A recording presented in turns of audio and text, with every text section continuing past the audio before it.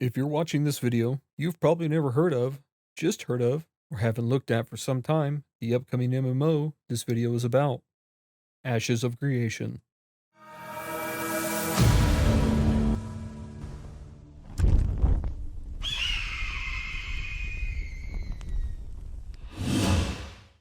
Developed by Intrepid Studios, founded by Stephen Sharif and John Moore, Ashes of Creation raised $3+ million on Kickstarter in 2017, crushing its goal. Additionally, Sharif has pledged an additional $30 million in funds to the studio from his personal coffers, leaving it fully funded and free of any board of directors or investors pushing for a premature release before the game is ready. While that's all well and good, the development has not been without its hiccups. Intrepid has in the past gotten on the bad side of the community, seemingly made confusing decisions, and has not been as communicative as their supporters would like. But like I said, that's in the past. As of this video, we're heading into fall 2020. Intrepid have been communicating well, providing regular updates, progress, and are all on target for opening Alpha 1 before the end of the year for those who've supported the game early and stuck with them throughout the hardships. But with all that said, just what is Ashes of Creation? Well, to put it simply, it's an upcoming MMO some are saying is the chance for a new golden age of the MMORPG genre. But that's putting it simply and doesn't really do the project justice. If you really want to know just what the game aims to be and bring to the table, then grab your lantern and follow me, because we're delving into the depths for a look at just what is Ashes of Creation. Ashes of Creation is a sandpark MMO slated to have a massive open world with PvX content to include dungeons, raids, world bosses, arenas, territory-based PvP such as castle sieges and caravan attacks, a opt-in open world PvP with depreciating returns for gankers, and even more. Some of these are staples for the genre, but I think what's going to make Ashes of Creation stand out is in how they plan to innovate without reinventing the wheel. So let's start off at the macro scale and work our way down to the micro. First off, one of the most highly publicized features of the game is the very world itself. Vera, a forgotten world that we as players will be rediscovering.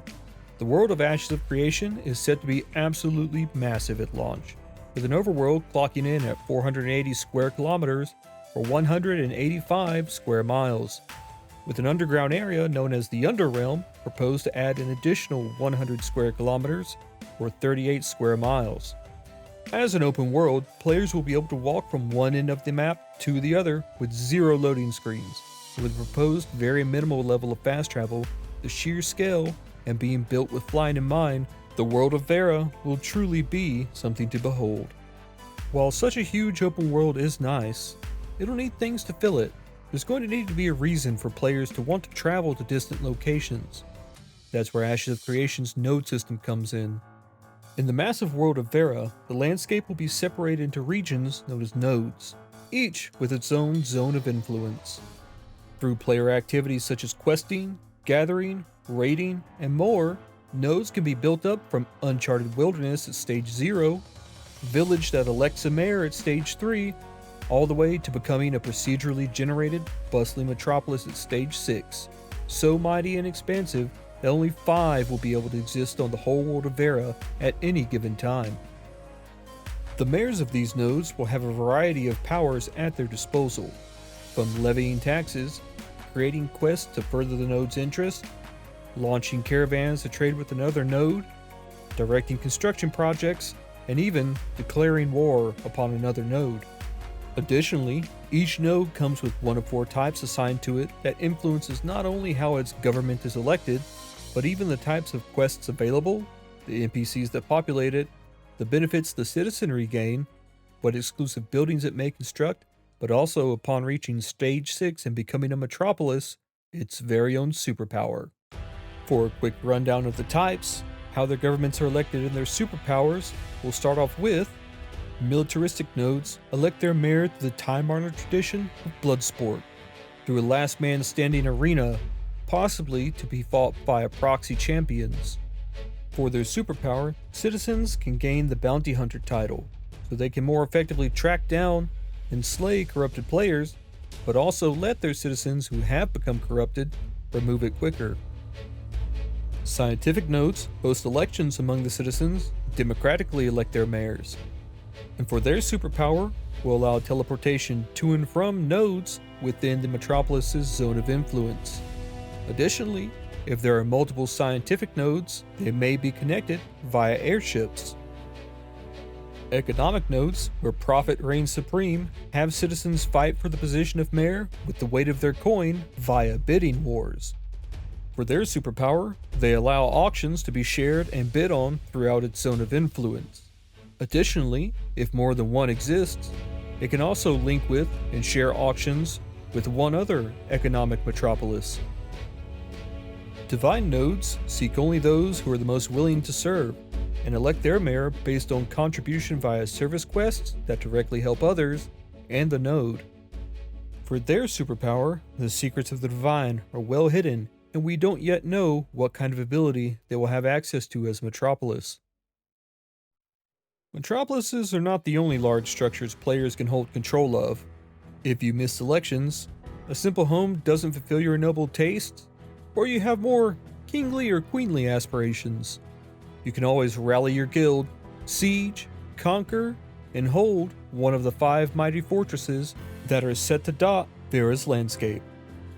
Castles will be massive strongholds that are initially inhabited by NPCs. Guilds can lay claim to their ramparts by breaking their way in, battling through elite mobs, completing objectives, and finally, slaying the raid boss at the heart of the castle, all while competing against other guilds, with the highest contributing guild to damage of the raid boss quite literally being crowned the victor. Once enthroned, a king or queen will gain influence over a full fifth of the game world surrounding their castle, known as the castle region. These lords and ladies will be able to draw tax caravans, activate events, grant benefits to citizens, and more. But as many of us familiar with the MMO genre know, no king rules forever.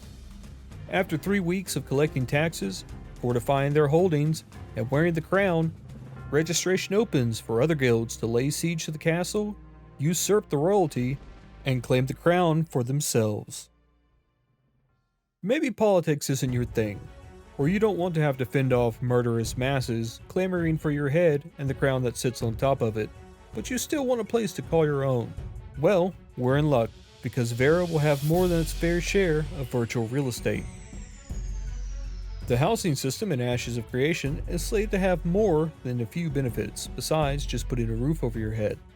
Foremost is the ability for homeowners to claim citizenship of the node of their residence, allowing players to participate in government, gain titles, and even social currencies.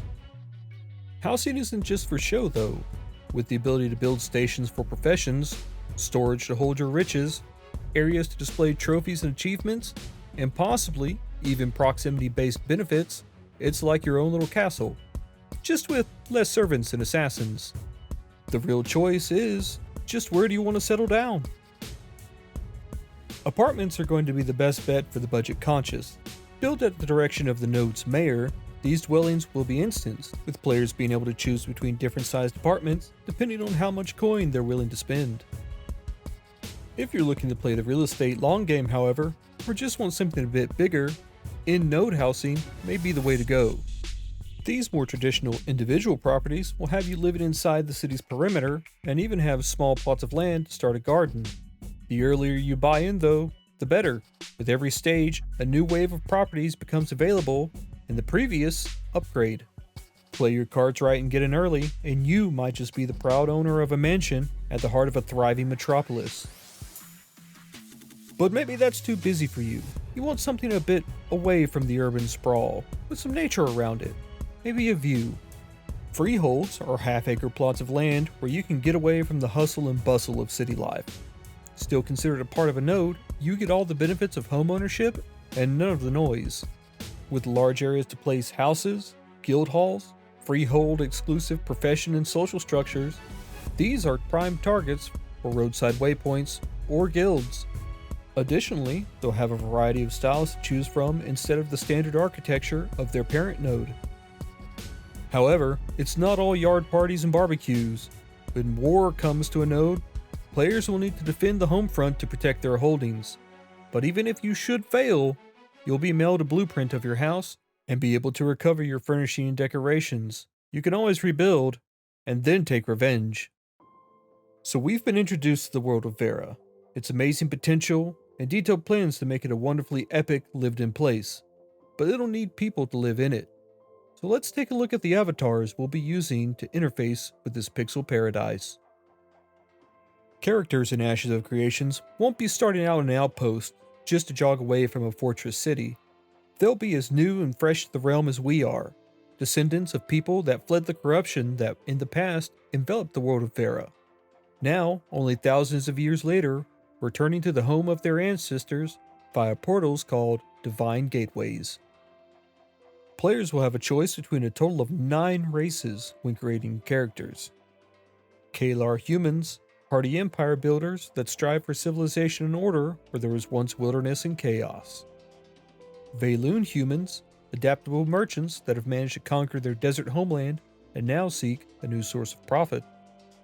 The Dunir dwarves, stoic mountain craftsmen that are equally as comfortable with a hammer in the workshop or the fields of battle.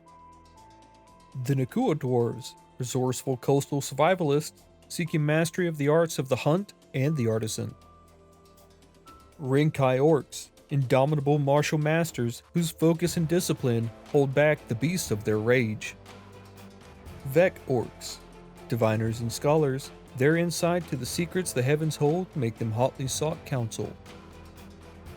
Empyrean elves, highly structured with an elite military, they're sure to be ruthless enemies or an invaluable ally. Pyre elves, wardens of nature, their woodland domain will surely have every shadow hold an arrow for potential intruders. And finally, the Tolnar, mysterious and monstrous, they're descended from people who couldn't escape Vera to another world and instead retreated to the Underrealm to survive. Looking at who we can be, the next choice in building a character, and arguably the most important, is what can we be? Characters in Ashes of Creations will have base classes known as Archetypes. Based off the Trinity system that many in the MMO genre are familiar with, we'll have a total of 8 archetypes to choose from. Durable tanks, spell-slinging mages, hardy fighters, divinely touched clerics, resourceful rogues, eldritchly assisted summoners, hawk-eyed rangers, and inspiring bards. Each one of these archetypes will lay the foundation for the mechanics of your character with specific skills and abilities. But your options for characters don't stop at the character creation. After progressing to a certain point, players will be able to choose a second archetype that will determine their class.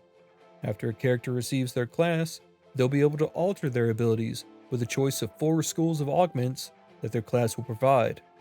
With a total of 64 different classes, there is sure to be a class out there for almost anyone's playstyle.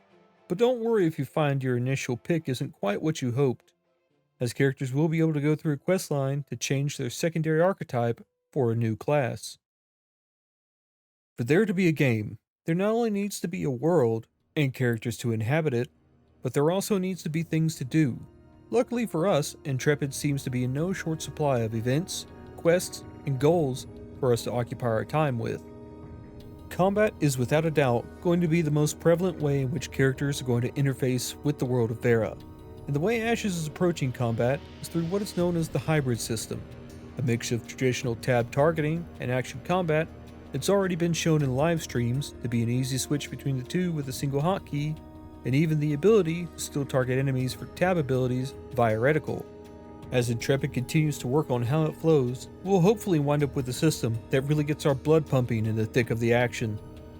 While we're on the subject of fighting things, no MMO would be complete without NPCs, monsters, and bosses crawling out of every crack of the world.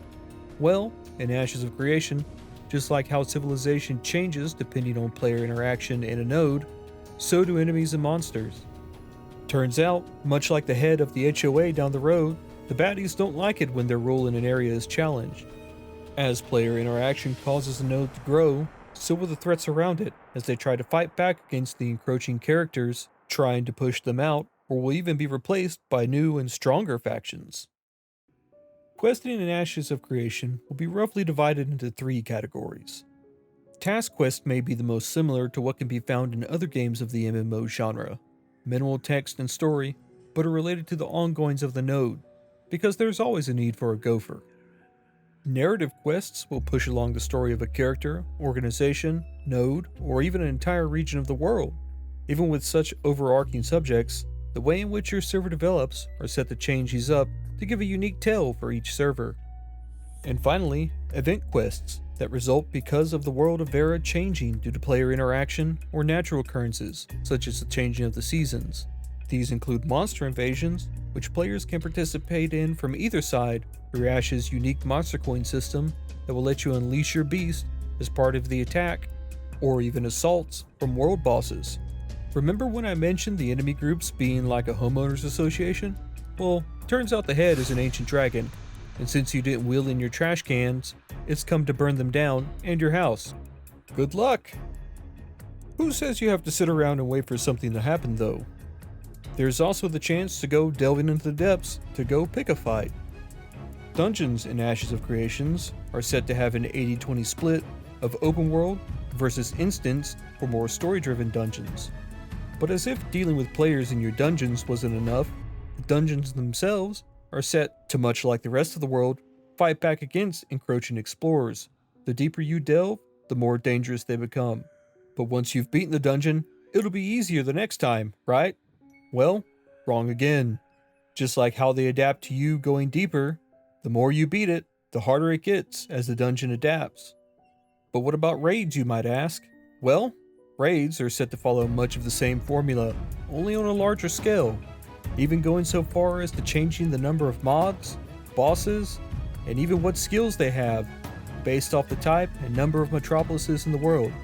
If your server is fully developed, the rewards are sure to be good once you go on a raid. That is, if you survive. Quests, dungeons, raids, fighting AI not really your thing? Prefer your opponents to have more of a human touch as you hunt them down? Well, Ash's numerous slated approaches to PvP might be right up your alley. Just make sure it's not a dark one. Wouldn't want to get ambushed.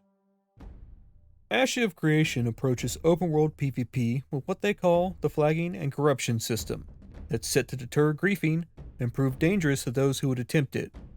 Within the system, there are 3 states. Green, non-combatant. These individuals are safe from AoE attacks, should the individual casting it have the option toggled on. Non-combatants also drop a percentage of raw materials upon death. Purple, combatants. Such a wonderful color. These players have either flagged themselves for combat, entered an open world PvP area known as a battleground, or either attacked or assisted another flagged player. Combatants only suffer half the death penalties of a non-combatant. And finally, red, corrupt players. These are players who have killed a non-combatant. Corrupted players suffer 4 times the death penalty as non-combatants, and can even drop items and equipment on death. Non-combatants are not flagged as combatants for attacking corrupt players, and corrupt players will become more ineffective in PvP as they kill more non-combatants and their corruption score rises. Corrupted players will have to earn XP to work off their corruption, but even then, bounty hunters will be able to locate corrupted players on their map. But in Ashes of Creation, regardless of your status, death will yield a chunk of XP debt you'll have to pay off. So if you want to keep leveling smoothly, make sure you watch your back so you can stay in the black. Not such a big fan of running through the woods from virtual actual cannibal Shia LaBeouf? Well, if you prefer a more structured approach to your PvP, there's set to be more than a few options to choose from. There will be arenas that are set to have solo, 3-person, and 5-person queues, with a possible 20-player free-for-all deathmatch, with ladders for individual player performance, and even guilds. If you like a nice mix of structure and freedom, you can always participate in caravan assaults. Moving goods from one place to another, these would be prime targets for hungry bandits looking to turn a profit, or maybe bite off more than they can chew. Naval combat will allow you to take to the high seas and embrace your inner pirate, set sail for plunder and booty, or a watery grave. There's even guild wars. While they're still in development, The stage is set to add some structure besides just beefing it out in a field. And finally, sieges are personally the PvP aspect I'm most excited about. Nodes and castles can both be sieged, with nodes being subject to falling in rank and ownerships of castle changing hands if the siege is successful. I think it's safe to say the siege engineers that will craft the engines of destruction necessary to level so massive an edifice will be highly sought after. Speaking of crafting though, that's a great segue into the next topic. Not so much a combatant, but more of a craftsman. Well, Ash's profession system seems set to leave the handier among us happy. In Ashes of Creation, the professions are split into three major categories known as artisan classes. There's the gathering category, consisting of fishing, herbalism, lumberjacking, mining, and taming for the more adventurous players. There's the processing category, made up of smelting, and the exciting and hotly talked about animal husbandry profession that will let you breed mounts and possibly combat pets. And finally, the crafting category, whose extensive list includes alchemy, armorsmithing, blacksmithing, carpentry, cooking, jewel crafting, scribes, shipbuilding, siege weapons, and weaponsmithing. While players will be able to dabble in every profession, to unlock one's true potential as a craftsman, a player will need to choose one of the three categories to master. Though once they've chosen their mastery, that's only the start. One day you'll become a true master of your art, and everybody across Vera will know your name. So you're beaten up from dungeons, survived PvP, and finally worked your way through all of your profession quotas for the day and just want to relax. Well, there's set to be plenty for the role player in Ashes of Creation. Become a member of one of the many social organizations in a Stage 4 or higher node. Perhaps you're a humble pickpocket looking to raise your rank within the Thieves Guild, a Scholar Guild member poring over old tombs seeking knowledge from ages past, or an employee of a trader's company wheeling, dealing, and passing coin in back rooms. Maybe something is missing in the square, some service or product you're able to provide like no one else. Open up your own business, whether it's a simple stall in your city or your very own shop. Make a name for yourself and watch your coffers fill up. Or relax in your local tavern. Utilize social emotes to lean against walls or lounge in chairs as your local bard livens up the atmosphere or recounts the tales of other brave adventurers. You can even test your luck and skill against other tavern patrons with parlor games. Who knows, you might just take home the jackpot. All in all, Ashes of Creation is set to be a massive game that will craft an amazing world for players to interact with. It's just up to you what path you will tread in the world of Vera. So why am I so excited for Ashes of Creation? Well, you'll have to understand that like many of you, I lived through and became an adult in what some may call the golden and silver age of MMOs. In 2003 through 4, we had City of Heroes, EverQuest 2, Star Wars Galaxies, EVE Online, Guild Wars, and in 2010 to 2012, we had Wrath of the Lich King, Guild Wars 2, The Old Republic, and Final Fantasy XIV. As a, let's be honest, awkward kid, and young adult trying to find my way in the world, these were magical realms that allowed a refuge from all the stress and drag that came with the real world. A place where you could be whoever you wanted and meet people you otherwise never would have. Some of these games are unfortunately no longer with us, except in privately hosted forums, and their communities are scattered to the winds, or, in a bid to survive, the game has changed so much it's nigh unrecognizable from what it once was. There have also been others that have tried to break into the genre and take up the mantle, but for whatever reason, never made it out, failed, or just gone silent. I'm waiting for a game that once again sparks amazement in me, that truly feels like another world where we as players can have our adventures that we'll talk about for years to come, forge new friendships, rivalries, and see new MMO legends arise, and just connect us from wherever we are. Am I certain that Ashes is that game? No, I'm not certain, but I do err on the side of cautious optimism.